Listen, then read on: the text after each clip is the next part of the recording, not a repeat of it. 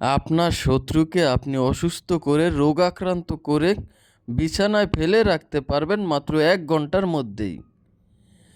এটা অত্যন্ত পাওয়ারফুল একটা অসুস্থ করা বান মারা টোটকা।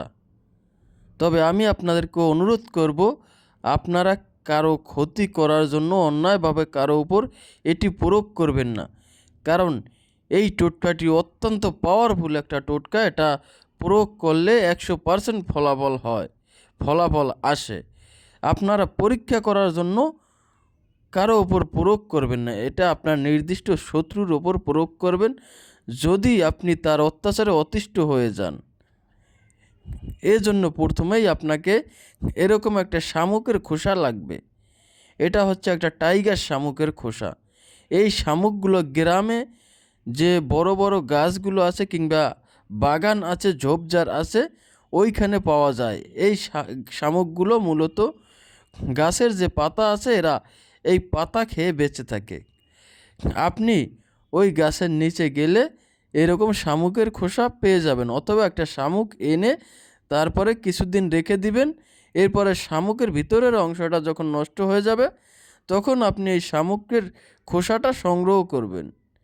এরপরে আপনি এই শামুকের খোসাটা আগুনে জ্বালাবেন।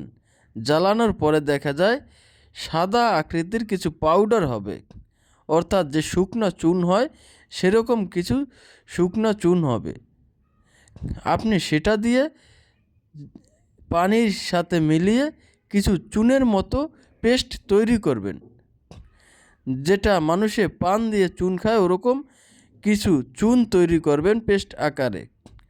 এরপরে আপনি যে কোনোভাবে হোক আপনি সিঁদুরের দোকান থেকে কিছু পরিমাণে কাম সিঁদুর সংগ্রহ করবেন। এরপরে এই যে আপনি চুনের পেস্ট তৈরি করলেন, এই পেস্টটার সাথে কিছু কাম সিঁদুর মিশিয়ে ভালোভাবে মিশিয়ে নেবেন। মেশানো হয়ে গেলে চুনের রঙটা একেবারে লাল হয়ে যাবে।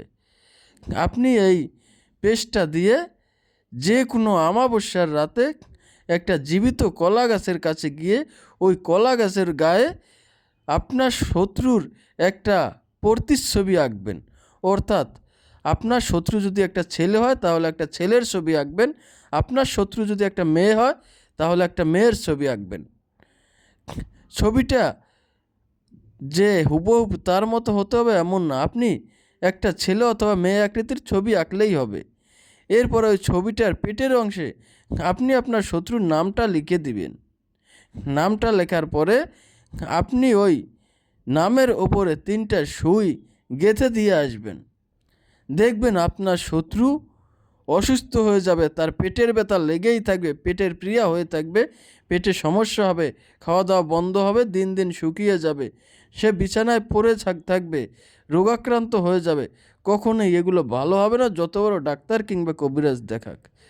তবে আমি আপনাদেরকে আবার অনুরোধ করছি, আপনারা কারো ক্ষতি করার জন্য এগুলো প্রয়োগ করবেন না। এটা হচ্ছে কুফুরি বানবিদ্যা।